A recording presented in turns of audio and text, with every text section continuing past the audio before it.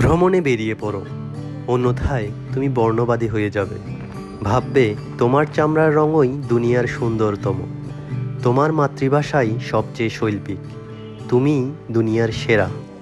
ভ্রমণে বেরো, নইলে তোমাকে শেখানো ভাবনার বাইরে ভাবতে পারবে না তুমি। তোমার মনে হবে তোমার বিশ্বাসই একমাত্র সত্য, তোমার পড়া সংবাদগুলোই সঠিক, ওদের শত্রু তোমারও শত্রু।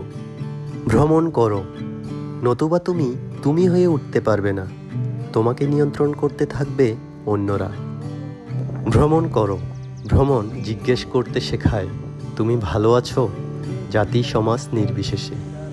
ভ্রমণ শুভকামনা জানাতে শেখায় ভালো থেকো তুমি, ধর্ম সম্প্রদায় নির্বিশেষে। ভ্রমণ মনের অন্ধকারকে ভরিয়ে দেয় আলোয়, জনসংখ্যাকে মানুষে রূপান্তরিত করে।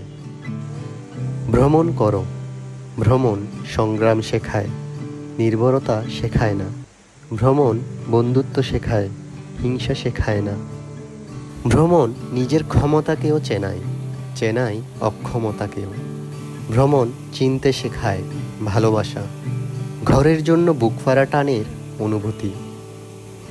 ভ্রমণ অনুভব করায় প্রিয়জন কেবল ঘরেই থাকে না, প্রিয়জনের সীমান্ত নেই, ভিন্ন সংস্কৃতি নেই, একক কোনো ধর্ম নেই।